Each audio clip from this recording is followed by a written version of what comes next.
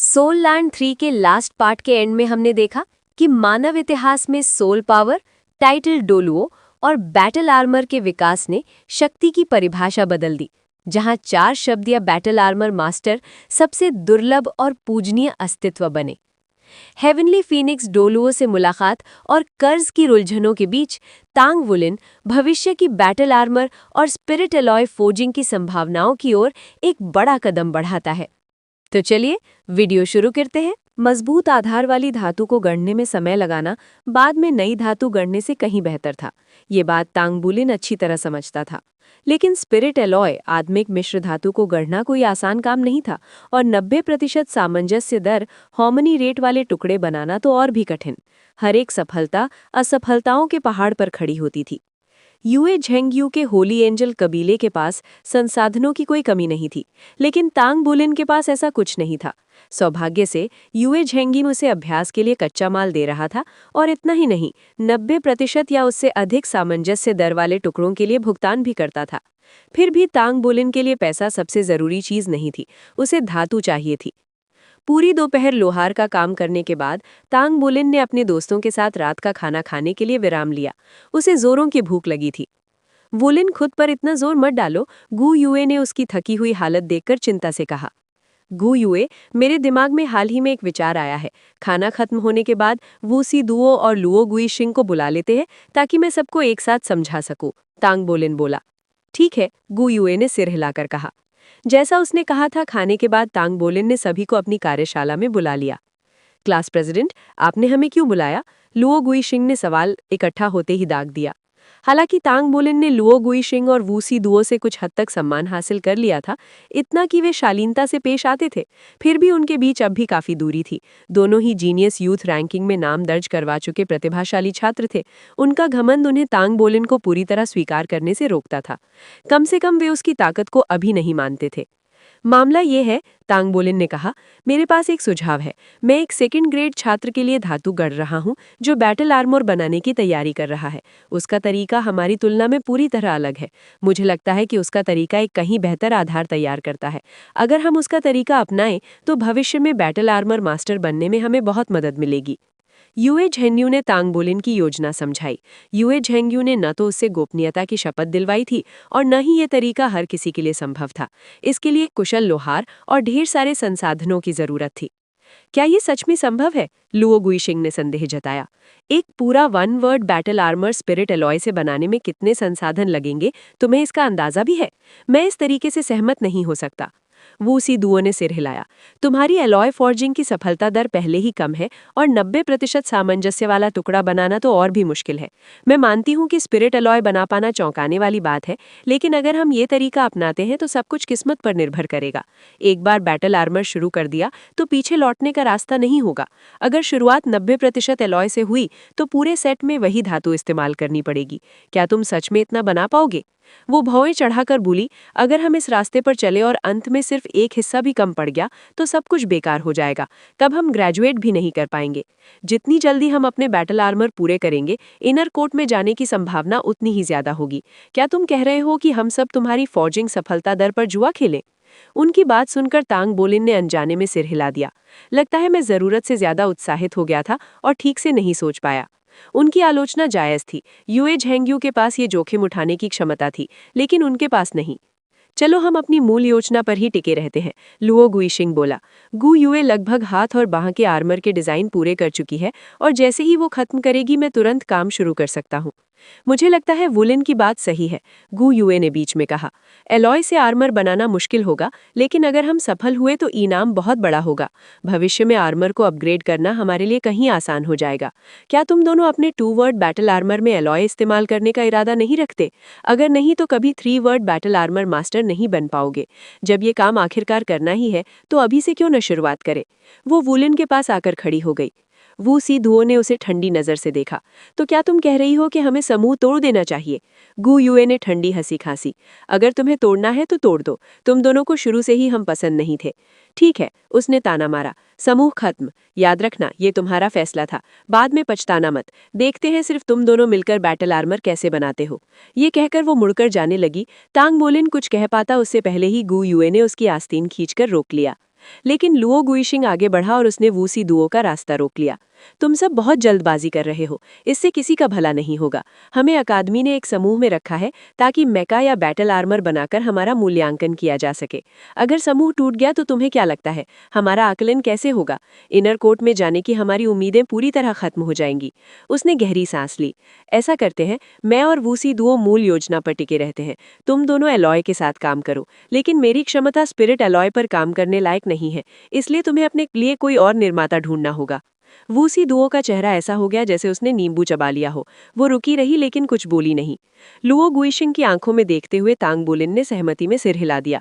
ठीक है, मैं तुम्हारी धातुओं को फर्स्ट ग्रेड 1000 रिफाइन कर दूंगा और गु युए तुम्हारे आर्मर के डिजाइन पूरे कर देगी। जहां तक हमारे अपने आर्मर की बात है, हम किसी और योग्य व्यक्ति को ढूंढ लेंगे। लुओ गुइशिंग मुस्कुराया। तय रहा, आज यहीं तक। जैसे ही डिजाइन पूरे हों मुझे बुला लेना। वू सिंह गुओ और लुओ गुइशिंग को जाते हुए देखने के बाद गु युए गुस्से से तांग मोलिन की ओर मुड़ी। तुमने उनकी बात क्यों मान ली? वो लुओ गुइशिंग ठीक नहीं है, वो बस हमारा फायदा उठा रहा है। हम उनके लिए फॉर्जिंग और डिजाइन कर रहे हैं और बदले में वे हमारे लिए कुछ भी नहीं कर रहे। तांग वोलिन ने उसे ढाढ़स भरी मुस्कुराहट दी। मैं चुप रहा, इसका मतलब ये नहीं कि मुझे सब समझ नहीं आ रहा। फर्स्ट ग्रेड 1000 रिफाइनिंग अब मेरे लिए बच्चों का खेल है और उनके लिए डिजाइन बनाना तुम्हारे लिए भी अच्छा अभ्यास होगा। लुओ गुइशिंग सही कह रहा था। हम एक समूह है, मतभेद होने के बावजूद हमें मिलकर काम करना होगा। मत भूलो, हम क्लास के लीडर हैं। हम बाकी छात्रों के सामने आपस में नहीं लड़ सकते। गु युए ने असंतोष से नाक सिकोड़ ली। वो अपनी स्थिति को लेकर खींची हुई थी। टांग बुलिन ने होठों पर हल्की सी मुस्कान लाते हुए कहा, उन्हें लगता है कि ये हमारे लिए नामुमकिन है, तो हमें बस उन्हें दिखाना होगा। गु युए, तुम्हारे कवच में हम अभी भी मैजिक सिल्वर का उपयोग करेंगे, लेकिन हेवी सिल्वर तुम्हारे लिए उपयुक्त नहीं है। इसका मतलब है कि जेड सिल्वर भी नहीं चलेगा। मुझे लगता है कि एसेंस गोल्ड एक बेहतर विकल्प होगा। मैजिक सिल्वर और एसेंस गोल्ड को मिलाकर स्पिरिट गोल्ड बनाया जा सकता है, एक ऐसा मिश्र धातु जिसमें तत्वीय शक्ति को बढ़ाने की जबरदस्त क्षमता होती है। ठीक है, मैं तुम्हारी ये सुनूंगी, गु युए ने तुरंत कहा। तो फिर तुम क्या इस्तेमाल करोगे? मेरे लिए, टांगवुलिन ने सोचा, मैं आधार के रूप में अभी भी हेवी सिल्वर ही इस्तेमाल करूंगा, क्योंकि मैं उससे सबसे ज्यादा परिचित हूँ। वो बहुत सघन भी होता है, जो एक मजबूत आधार के लिए आदर्श है। उसके बाद मैं उसमें स्टार आयरन मिलाकर स्टार सिल्वर बनाऊंगा। उसने ठुड्डी सहलाते हुए कहा, हाँ, यही सही रहेगा। स्टार सिल्वर बेहद मजबूत होता है, इसमें आत्मशक्ति बढ़ाने की अच्छी क्षमता होती है और भविष्य में इसमें और धातुएं मिलाने की भी काफ़ी संभावनाएं रहती हैं। मेरा रक्तवंश भले ही विशेष हो, लेकिन मैं केवल उसी पर निर्भर नहीं रह सकता। मुझे अपनी ब्लू सिल्वर ग्रास को भी विकसित करना है और इस समय मेरे लिए स्टार सिल्वर सबसे उपयुक्त धातु है। ये दोनों मिश्र धातुएं जेड सिल्वर जितनी ही कठिन है, बल्कि सच कहूं तो तुम्हारा स्पिरिट गोल्ड थोड़ा और कठिन है, लेकिन मुझे लगता है कि मैं कर लूंगा। सामंजस्य दर कितनी होगी वो तो किस्मत पर निर्भर करेगा। तो ये तय रहा, गु युए ने कहा। चूंकि तुम्हारे पास पहले से हेवी सिल्वर और मैजिक सिल्वर है, मैं तुम्हारे लिए स्टार आयरन और एसेंस गोल्ड ले आऊंगी। तुम लाओगी? तांगवुलिन ने हैरानी से उसकी ओर देखा। स्टार आयरन और एसेंस गोल्ड हेवी सिल्वर और मैजिक सिल्वर से कहीं ज्यादा कीमती थे। उसने ये मिश्र धातुएं केवल इसलिए चुनी थी क्योंकि युए जेंग्यू उसे हेवी सिल्वर और मैजिक सिल्वर दे रहा था। गु युए ने कभी अपने परिवार के बारे में बात नहीं की थी और वो हमेशा सादा जीवन जीती थी, शायद ही कभी किसी विलासिता में लिप्त होती थी। तांगवुलिन को हमेशा लगा था कि उसकी स्थिति भी उसी जैसी होगी। इतना पैसा तुम कहाँ से लाओगी? तांगवुलिन ने पूछा। तुम्हें इसकी चिंता करने की जरूरत नहीं है, गु युए ने शांत स्वर ने कहा।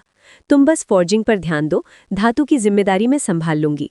तुम्हें पता है ना, स्पिरिट पगोडा में हमारे पास ढेर सारी धातुएं हैं और मैं उपाध्यक्ष की प्रत्यक्ष शिष्या हूँ। अपने ऊपर जोर मत डालो, तांगुलिन ने गंभीरता से कहा। हम मिलकर भी काम कर सकते हैं और अगर सबसे बुरा हाल हुआ तो मैं अपनी कुछ मिश्र धातुएं बेचकर धन जुटा सकता हूँ। उनकी अच्छी कीमत मिल जाएगी।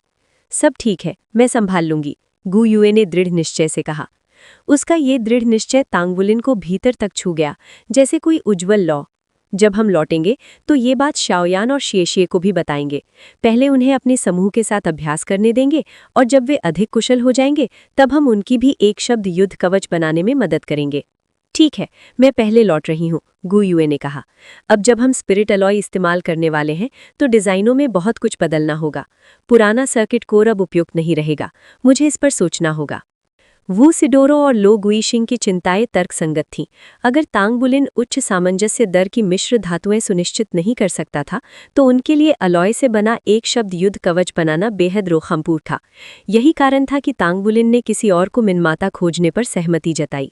चूंकि वे दोनों फिलहाल अपना युद्ध कवच नहीं बनवा रहे थे, उसे किसी और को ढूंढना था जो उस खाली जगह को भर सके।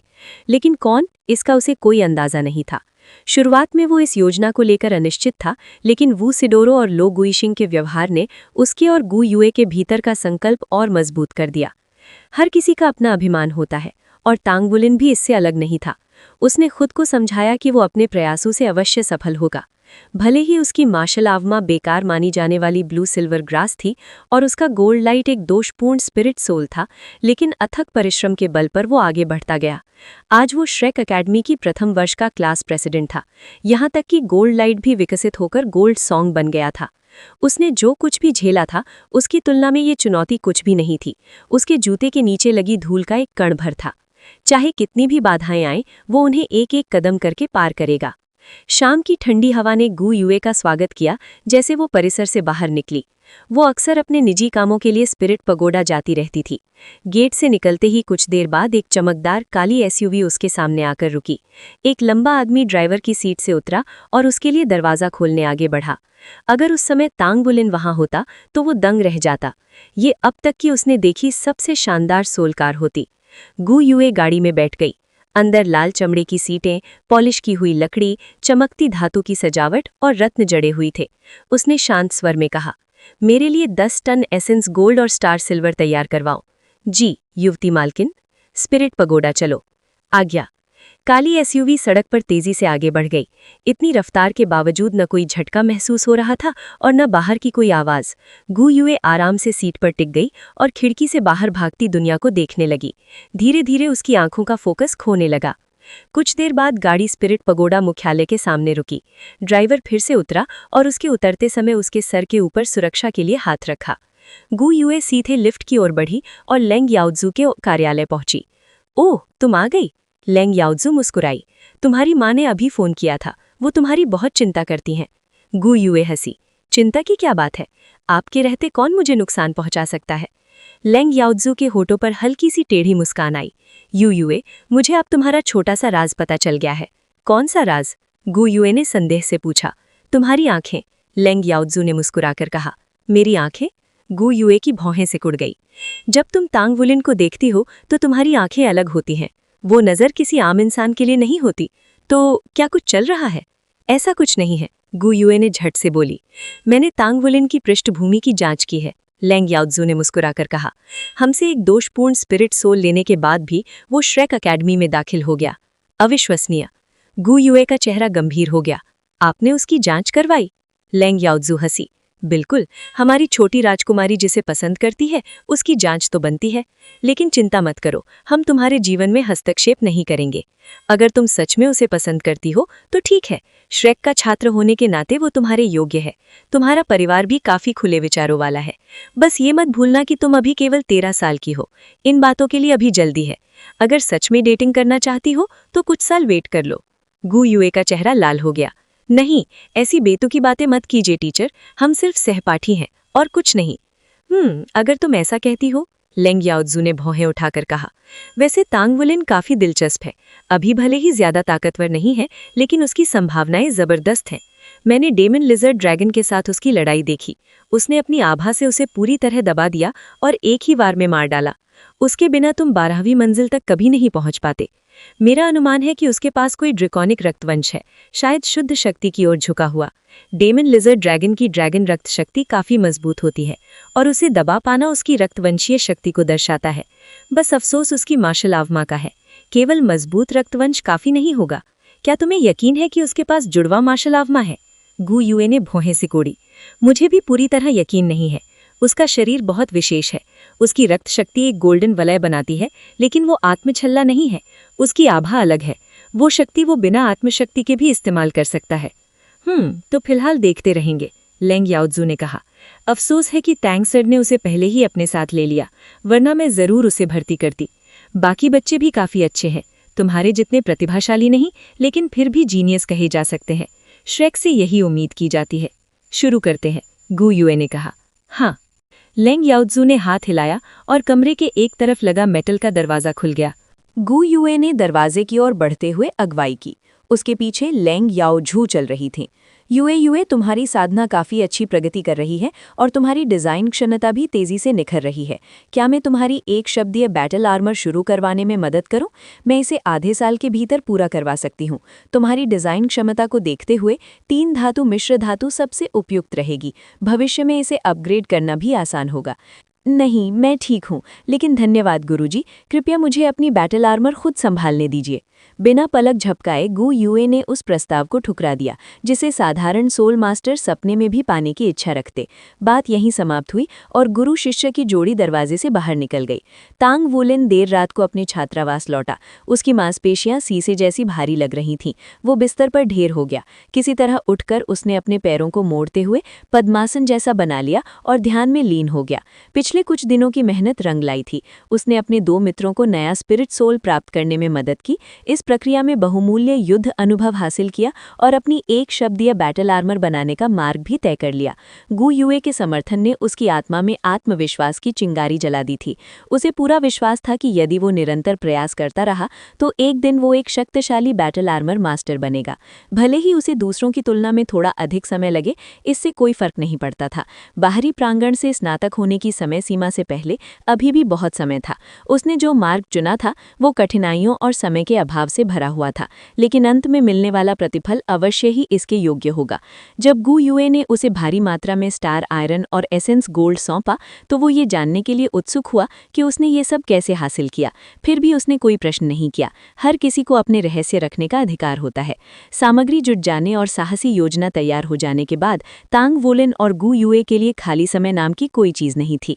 तांग वुलिन सुबह कक्षाओं में जाता और दोपहर को धातु निर्माण करता। फेंग वू यू के व्यक्तिगत मार्गदर्शन में उसने मिश्र धातु फोर्जिंग में काफ़ी प्रगति की और स्पिरिट गोल्ड और स्टार सिल्वर को अपने कौशल में शामिल कर लिया।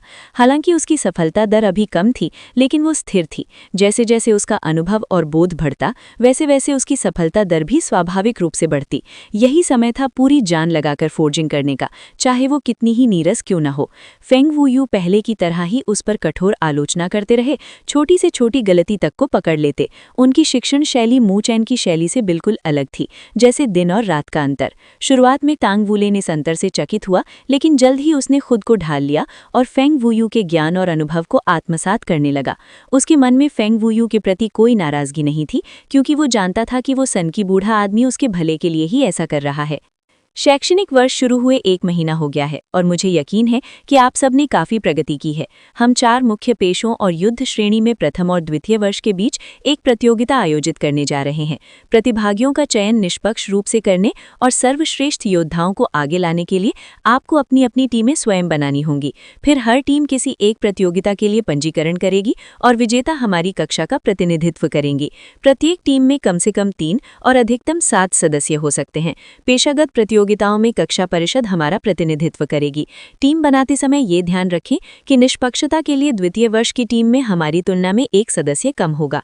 यानी यदि हमारी प्रतिनिधि टीम में 3 सदस्य होंगे तो द्वितीय वर्ष की टीम में केवल 2 ही हो सकते हैं। अब प्रतिनिधि टीम के चयन की प्रक्रिया शुरू करते हैं। तांग वुलिन जी, कक्षा समाप्त होने के बाद सभी टीमों का विवरण दर्ज करके मुझे रिपोर्ट सौंपना। समझ गया।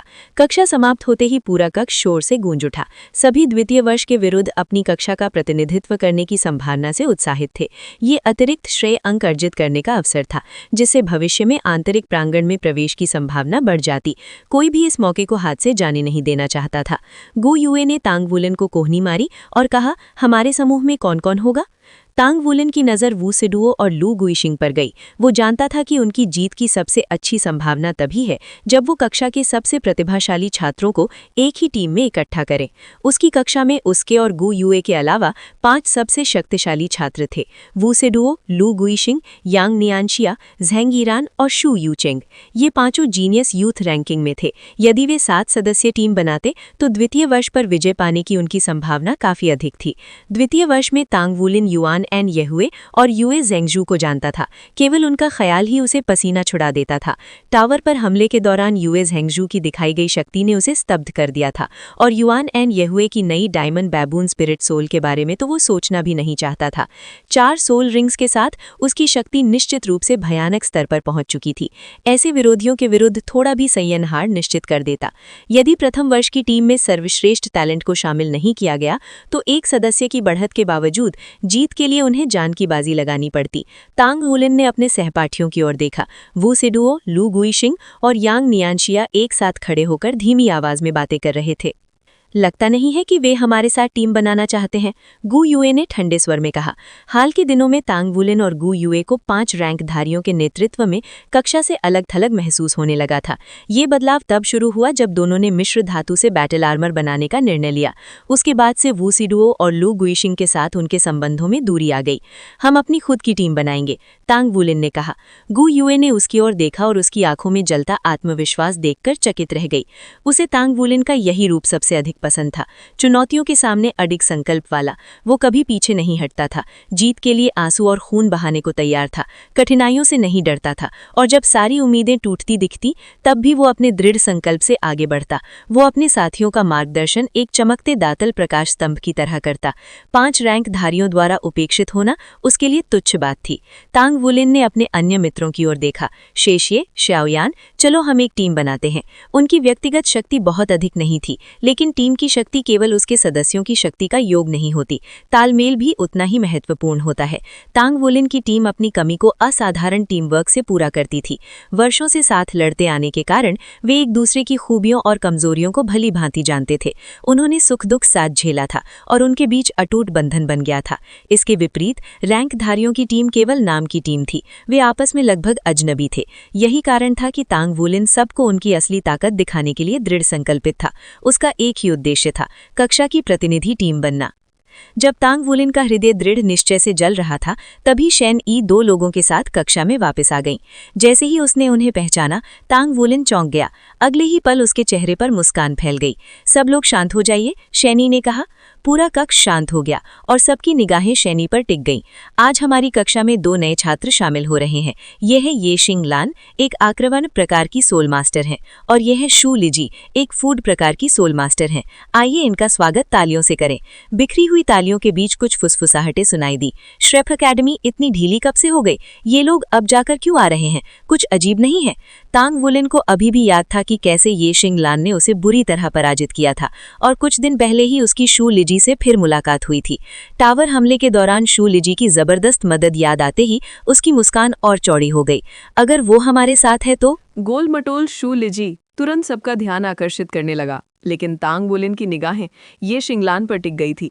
उसे हैरानी हुई कि बीते कुछ वर्षों में वो कितनी बदल चुकी थी।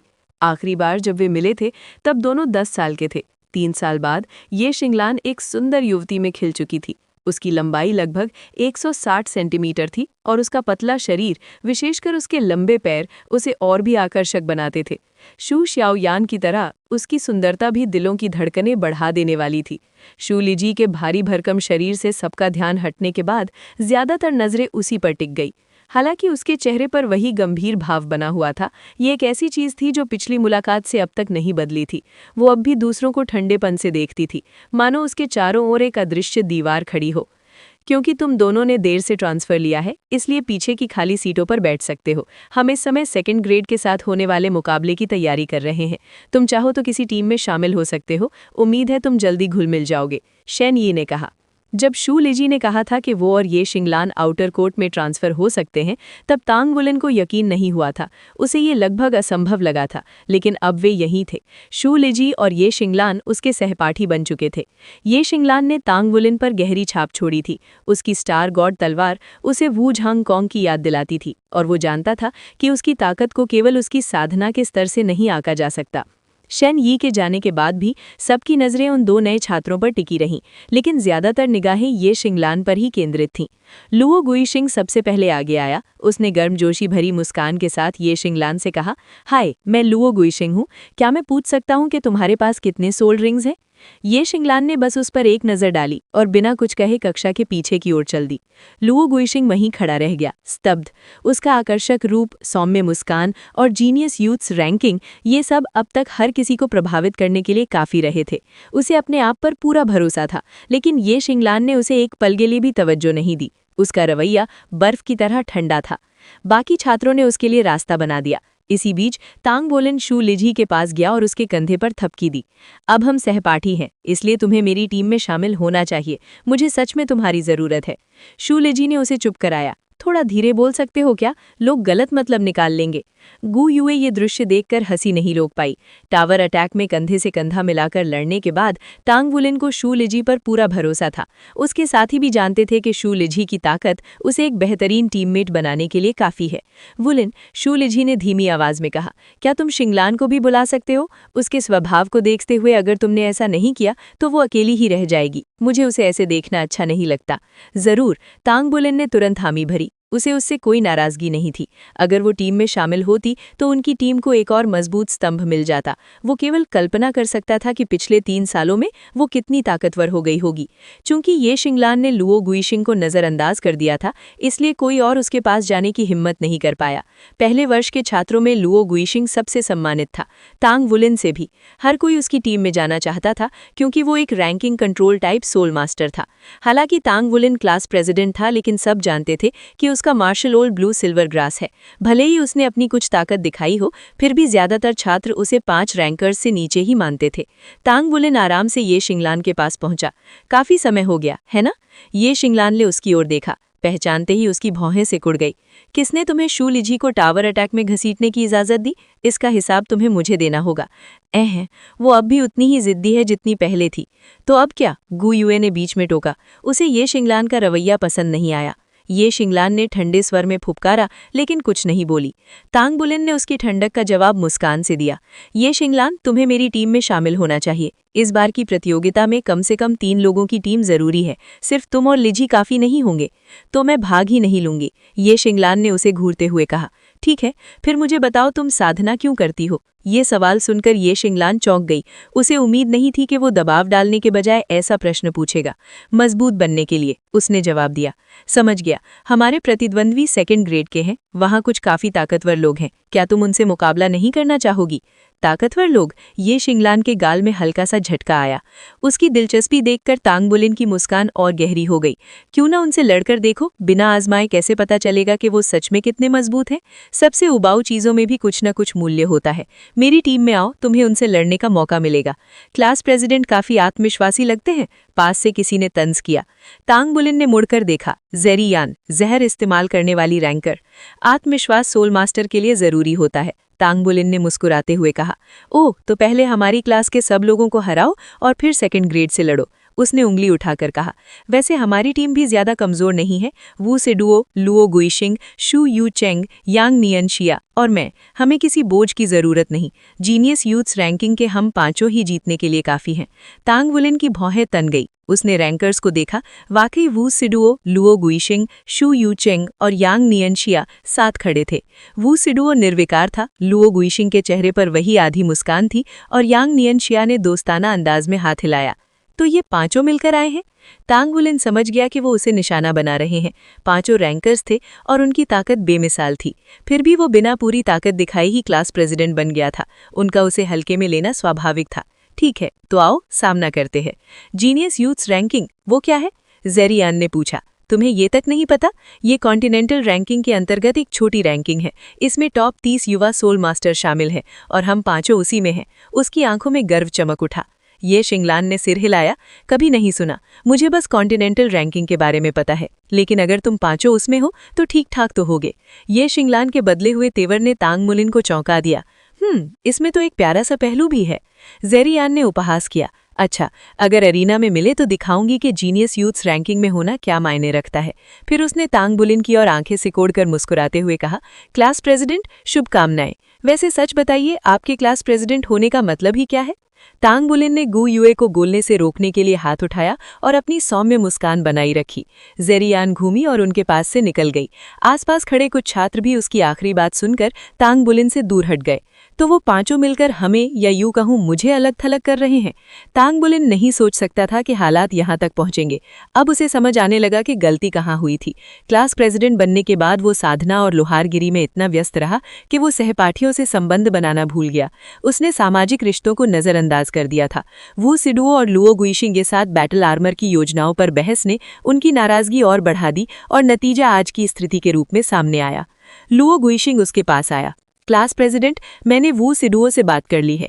चूंकि हम निर्माता या मैकेनिक के रूप में आपकी मदद नहीं कर सकते, इसलिए आपके लिए हमारे लिए फौज करना भी ठीक नहीं होगा। मैंने आज शिक्षकों से बात की है और समूह को अलग करने की अनुमति ले ली है। असुविधा के लिए खेद है। तो अब वो मुझसे मुंह मोड़ रहा है, क्लास काउंसिल को तोड़ रहा है। ठीक है, तांग बुलिन ने धीमी आवाज में कहा। लुओ गुइशिंग की नजरें उस पर टिकी रहीं। क्लास प्रेसिडेंट, भविष्य लंबा है। तांग बुलिन मुस्कुराया। हाँ, भविष्य वाकई लंबा है। क्या उन्होंने ये सब पहले से ही योजना बनाकर किया था? शेषे गुस्से से भड़क उठा। वे इस प्रतियोगिता का फायदा उठाकर सिर्फ तुम ही निशाना बना रहे हैं। मुझे पूरा यकीन है कि उन्हें इस मुकाबले के बारे में बहुत पहले से पता था। कोई बात नहीं, तांग बुलिन ने सिर हिलाया। फिर ये शिंगलान की ओर मुड़ते हुए कहा, जैसा तुमने देखा, इस समय मुझे अपने ही सहपाठियों द्वारा अलग थलग किया जा रहा है। वो अपनी सीट की ओर लौटने लगा। रुको, उसने पुकारा। हाँ? तांग बुलिन ठिठक गया और मुड़कर उसकी ओर देखा। स्थिति को समझते हुए उसे लगा कि कोई भी समझदार व्यक्ति उसकी टीम में शामिल होना नहीं चाहेगा, लेकिन ये शिंगलान ने उसकी सारी उम्मीदों को अकेले ही तोड़ दिया। वो अपनी सीट से उठी और सीधी उसकी आंखों में देखते हुए बोली, दरअसल मुझे अकेला रहना पसंद है। मैं तुम्हारी टीम में शामिल होंगी। उसके शब्द किसी समुद्री लहर की तरह पूरे कक्षा में फैल गए और हर किसी को स्तब्ध कर दिया। उसे अकेला रहना पसंद है? ऐसे लोग भी होते हैं? क्या वो पागल है? दूसरों से अलग तांग बुलिन ने उसकी आंखों में मौजूद अडिग गंभीरता को साफ देखा। इस लड़की की जिंदगी में जरूर कोई कहानी है। ठीक है, टीम में तुम्हारा स्वागत है। तांग बुलिन ने हाथ आगे बढ़ाया और ये शिंगलान ने उसे थाम लिया। शू लिजिची मुस्कुराते हुए बोला, शानदार, ये तो कमाल हो गया। ये शिंगलान से हाथ मिलाने के बाद तांग बुलिन घूमकर कक्षा में मौजूद सभी लोगों की ओर देखने लगा। मुझे यकीन है कि अब तक आप सब हालात समझ चुके होंगे, उसने ऊंची आवाज में कहा। ये धारणा फैली हुई है कि मैं अनुचित तरीके से क्लास प्रेसिडेंट बना हुआ हूं, लेकिन मैं साफ कहना चाहता हूं, ऐसा नहीं है। मैंने ये पद अपनी ताकत से हासिल किया है।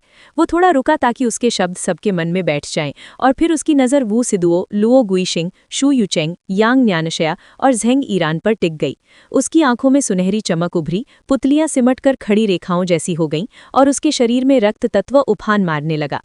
अगर मेरी टीम इस प्रतियोगिता में चुनी नहीं गई तो मैं क्लास प्रेसिडेंट के पद से इस्तीफा दे दूंगा। लेकिन उसकी आवाज़ और कठोर हो गई, अगर मेरी टीम जीती तो मुझे उकसाने की हिम्मत मत करना। उसकी घोषणा ने पूरे वर्ग को मौन कर दिया। आत्मविश्वास से भरा हुआ वो कक्षा के आगे की ओर बढ़ा। अपने अपने समूह यहाँ आकर दर्ज कराओ, तांग बुलिन ने कहा। सबसे पहले लुओ गुइशिंग आगे बढ़ा। उसके होंठों पर हल्की सी मुस्कान थी। क्लास प्रेसिडेंट, ये मेरी 5 लोगों की टीम है। दोनों की निगाहें टकराईं। लुओ गुइशिंग की बनावटी मुस्कान तांग बुलिन के शांत भावों से बिल्कुल विपरीत थी। कोई नहीं जान सकता था कि वे दोनों क्या सोच रहे हैं। उनके बीच का तनाव किसी टिक टिक करते बम जैसा था, जिसने बाकी छात्रों को चुप रहने पर मजबूर कर दिया। एक एक करके सभी समूहों ने नाम दर्ज कराया। कोई कुछ नहीं बोला। कुछ लोग तांग बुलिन को तिरस्कार से देख रहे थे, कुछ उपहास कर रहे थे, कुछ उदासीन थे और कुछ को उस पर दया आ रही थी, लेकिन कोई भी उसे सच में समझ नहीं पा रहा था। लुओ गुइशिंग की टीम बेहद शक्तिशाली थी, खासकर क्योंकि उसमें टॉप 10 रैंकर्स में से एक वू सिदुओ भी थी। दूसरी ओर तांग बुलिन की टीम के स्तंभ वही और गु युए थे। शिए शिए और शू शियायान उनके सामने खास नहीं माने जा रहे थे। 2 नए छात्रों के जुड़ने के बावजूद किसी को विश्वास नहीं था कि वो उस सुनहरी टीम को हरा पाएंगे। अब आप सब जा सकते हैं, तांग बुलिन ने कहा और तुरंत बाहर की ओर बढ़ गया। गु युए, शिए शिए, शू शियायान, शू लिजिची और ये शिंगलान उसके पीछे चल पड़े। जैसे ही उनकी टीम का आखिरी सदस्य बाहर निकला, पूरे कक्षा में शोर हो गया। वो खुद को क्या समझता है? 5 महान लोगों को ललकार रहा है, यही ज्यादातर लोगों की सोच थी। यांग न्यानशया ने भौहें सिकोड़ते हुए लुओ गुइशिंग की ओर इशारा किया। उसे इतना आत्मविश्वास क्यों है? ताकत के मामले में वो हमसे थोड़ा ही पीछे है। असली चिंता गु युए है। फिर भी इसका मतलब सिर्फ 2 लोग हैं जो कुछ कर सकते हैं। अरे छोड़ो, झेंग ईरान ने व्यंग से कहा। आत्मविश्वास? मुझे तो वो सिर्फ दिखावा लगता है। अब देखते हैं हारने के बाद क्या वो सच में इस्तीफा देता है। लुओ गुइशिंग की आंखें संकरी हो गईं। सिर्फ संयोग या किस्मत से तांग बुलिन क्लास प्रेसिडेंट नहीं बना, उसकी ताकत भी वजह है, और वो बिना आधार के ऐसी घोषणा नहीं करेगा। मुझे लगता है वो उन दोनों नए छात्रों को जानता है, खासकर ये शिंगलान। वो सामान्य नहीं है। तो क्या हुआ? वू सिदुओ बेपरवाह बोली। मैं अकेली ही उनकी पूरी टीम से निपटने के लिए काफी हूँ। ये बात सच भी थी। हेल व्हाइट टाइगर के साथ उसके आत्मा स्तर पर कोई उसका सामना नहीं कर सकता था। ऊपर से उसके पास 4 सोल रिंग्स थीं। तांग वुलिन के पास अभी अभी तीसरी रिंग आई थी, इसलिए वो उसे ज्यादा महत्व नहीं दे रही थी। वे न सिर्फ तांग वुलिन को निशाना बना रहे थे, बल्कि दूसरे वर्ष के छात्रों से भी लड़ना चाहते थे। अधिक शक्तिशाली को हराने पर अधिक कोर्स क्रेडिट मिलते थे और 5 मजबूत लोगों की टीम स्वाभाविक रूप से और भी शक्तिशाली बनती थी। कक्षा से निकलते ही तांग वुलिन सबसे पहले शिक्षकों के कार्यालय गया और अपने पुराने समूह के विभाजन की औपचारिकता पूरी की। उसने किसी को स्थिति नहीं समझाई। उसे शिकायत करना अपने आत्मसम्मान के खिलाफ लगा। काम निपटाने के बाद वो अपनी टीम को अपने ब्लैकस्मिथ कार्यशाला में ले गया। दरवाजा बंद होते ही वे बाहरी दुनिया से कट गए।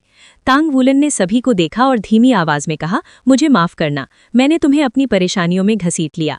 क्लास प्रेसिडेंट के रूप में मैंने अपनी जिम्मेदारियों की अनदेखी की और इसी वजह से ये हालात बने। गु युए ने भौहें चढ़ाईं, इसमें तुम्हारी क्या गलती? वे तो शुरू से ही हमें निशाना बना रहे हैं, और अगर वो मिलकर आए हैं तो क्या हुआ? हमें डरने की क्या जरूरत है? तांग वुलिन हल्के से मुस्कुराया, मैं इससे चिंतित नहीं हूँ। दरअसल मैं तुम्हें यहाँ इसलिए लाया हूँ ताकि गु युए और मैं जिस भविष्य की योजना बना रहे हैं उस पर बात कर सकें। शायद तुम सब भी इसमें दिलचस्पी रखो। मैं झूठ नहीं बोलूंगा, इसमें कुछ समस्याएं हैं जिन्हें सुलझाना होगा, लेकिन अगर हम सफल हुए तो हमारा भविष्य बेहद उज्जवल होगा।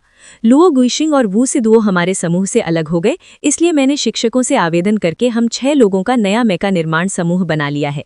लेकिन इसके होठों पर मुस्कान उभरी, हम मेका नहीं बनाएंगे, हम बैटल आर्मर बनाएंगे। बैटल आर्मर का नाम सुनते ही ये शिंगलान की आंखें चौड़ी हो गईं और उसकी नज़र तांग वुलिन पर जम गई।